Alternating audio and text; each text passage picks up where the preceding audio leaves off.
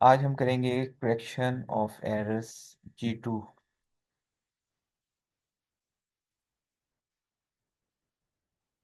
Okay. चलें, first sentence है roast chicken with vegetables are my favourite dish. बताएं जी इसमें क्या मिस्टेक है। ये हम ऑलरेडी कर चुके हैं। सर इज आएगा। इज इज आएगा, मिल रीजन जाएगा। क्या है जी, रीजन क्या है, क्यों इज आएगा। सर ये रोस्ट किचन एक डिश है ना, सर उसमें वेजिटेबल्स है ना। हाँ, ये जो सब्जेक्ट वर्ब एग्रीमेंट का हमने टॉपिक किया था ना, तो यहाँ पर वो रूल अप्लाई हो रहा है सब्जेक्ट वर्ब एग्रीमेंट का। तो रोस्ट चिकन विद वेजिटेबल्स, तो ये रोस्ट चिकन ही रहेगा, ये सिंगुलर ही रहेगा। कह रहा है कि roast chicken with vegetables is my favourite dish.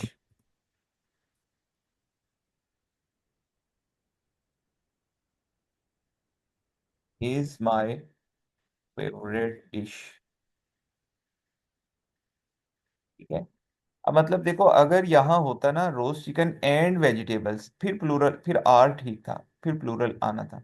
I have visited him only 2 और 3 टाइम्स जी। ट्वाइस और वंस थ्राइस। और ट्वाइस। अच्छा, याद रखना है कि एक बार के लिए हम यूज करते हैं वंस, 2 बार के लिए ट्वाइस, 3 बार के लिए थ्राइस। तो I have visited him only twice और थ्राइस।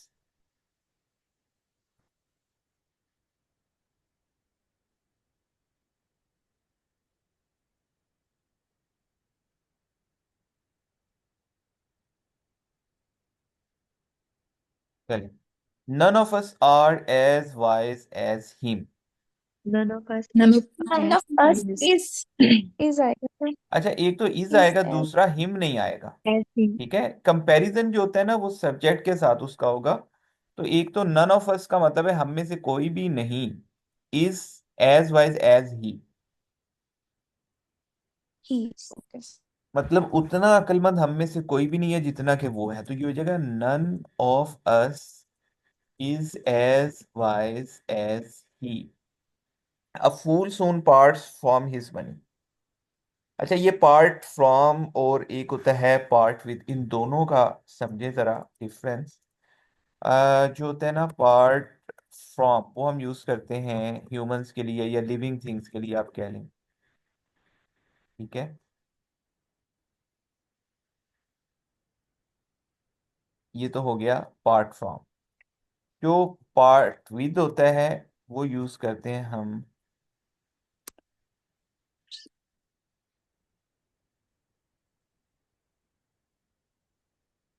ये यूज करते हैं नॉन लिविंग थिंग्स।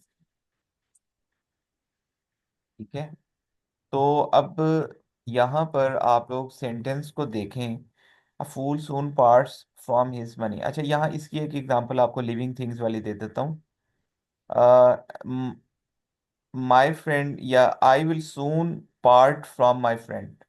ठीक है, तो इसका मतलब है कि मैं जल्दी अपने दोस्त को खो दूंगा, उससे दूर हो जाऊंगा। अब यहाँ पर मनी जो है ये नॉन लिविंग थिंग है, ये लिविंग थिंग नहीं है। तो फिर क्या होना चाहिए, a fool soon parts with his हाँ। Money. A fool soon parts with his money.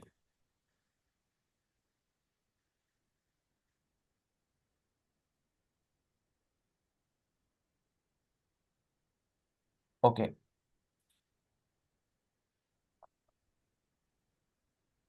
Number 5 पर है, my sister is fond of dance.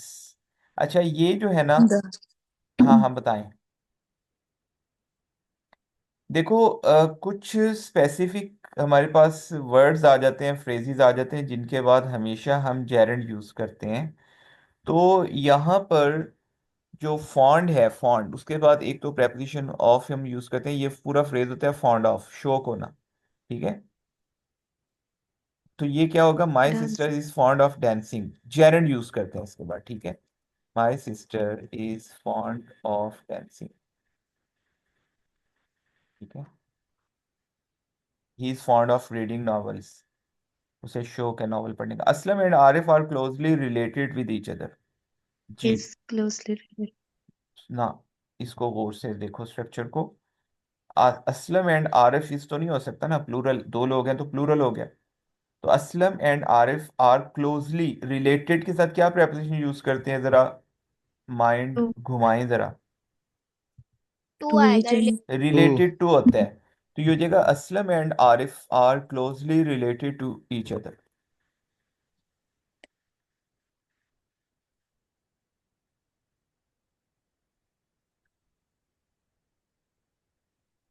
This is one of the best and interesting novels that I have ever red.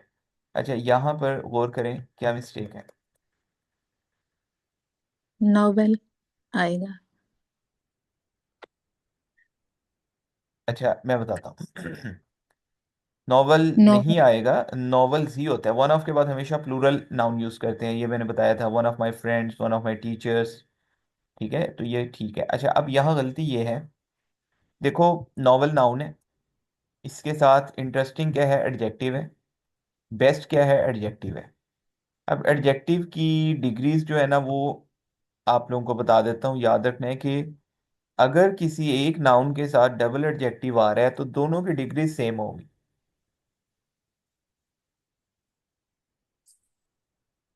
ठीक है, जैसे novels के साथ interesting भी adjective है, best भी एडजेक्टिव है, लेकिन हुआ क्या है कि बेस्ट सुपरलेटिव है, इंटरेस्टिंग सिंपल डिग्री है। तो हम क्या करेंगे, हम या तो दोनों को जो है वो सुपरलेटिव में चेंज कर देंगे, या दोनों को हम सिंपल में चेंज कर देंगे। तो हम ये करते हैं, हम इंटरेस्टिंग को भी सुपरलेटिव में चेंज करते हैं। तो ये हो जाएगा,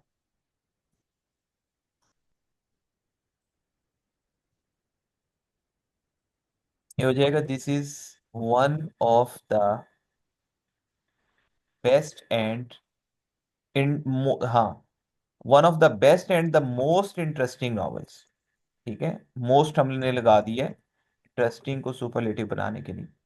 this is one of the best and the most interesting novels that I have read.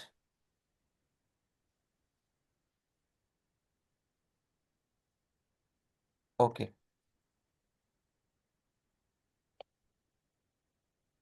Next है, सर, आपने अभी बताया ना कि वन ऑफ के बाद क्या आता है? वन ऑफ के प्लूरल बाद आता है। प्लूरल। हाँ, प्लूरल हम यूज करते हैं। Okay, I am not convince that he is innocent.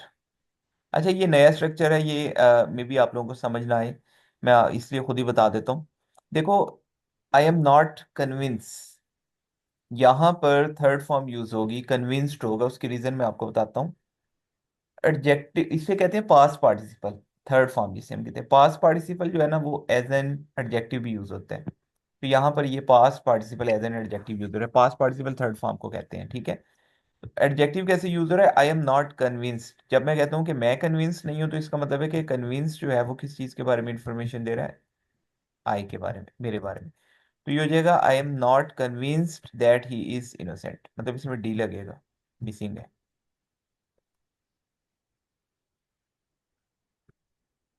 I am not convinced that he is innocent. Okay, what would I do if he doesn't come? ये हमने did conditional not come. Sentences किए हुए हैं, तो ये क्या होना चाहिए? What would I do if he didn't come, did क्योंकि नॉट। वुड के साथ फर्स्ट फॉर्म आ रही है, तो ये रिजल्ट पहले आया हुआ है, कंडीशन बाद में है। तो इसका मतलब है कि ये रिजल्ट ठीक है, तो हम कंडीशन को करेक्ट कर देते हैं। तो ये हो जाएगा, what would I do if he didn't come. Gita is a secret book of Hindus. जी, दा बताएं। है आर्टिकल आएगा, रीजन क्या है, क्यों आएगा? द आएगा सर। क्योंकि क्यों? ये स्पेसिफिक प्रॉपर नाउन है, उनकी क्योंकि वो खासियत है। एक ही है तो इस वजह से। याद रखना है, एक नहीं, मैं बताता हूँ। देखो, रूल ये है कि जितनी भी रिलीजियस बुक्स है ना, उनके साथ अच्छा आर्टिकल अच्छा। आता ही आता है। ठीक है, जैसे हम कहते हैं the Quran, the Bible, the Injil, इसी तरह द गीता। तो ये हो जाएगा, the Gita is the sacred book of Hindus.